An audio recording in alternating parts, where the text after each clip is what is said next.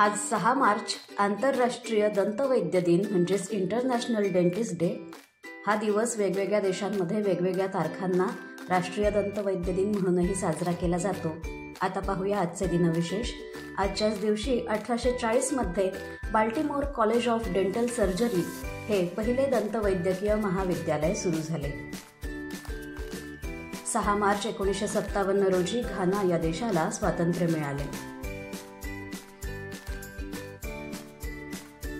स्वाध्याय परिवाराचे संस्थापक पांडुरंग शास्त्री आठवले यांची 6 मार्च 1997 रोजी मानाच्या समजल्या जाणाऱ्या टेम्पल्टन पुरस्कारासाठी निवड झाली।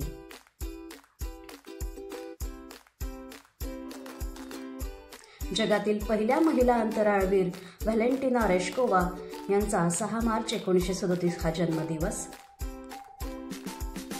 सुप्रसिद्ध गायिका देवकी पंडित यांचा 6 मार्च 1965 रोजी जन्म झाला। नोबेल पुरस्कार विजेत्या अमेरिकन लेखिका पर्ल बक यांचे 6 मार्च 1973 रोजी निधन झाले। आदर्श लोकप्रतिनिधी खासदार रामभाऊ म्हाळगी यांचे 6 मार्च 1982 रोजी निधन झाले।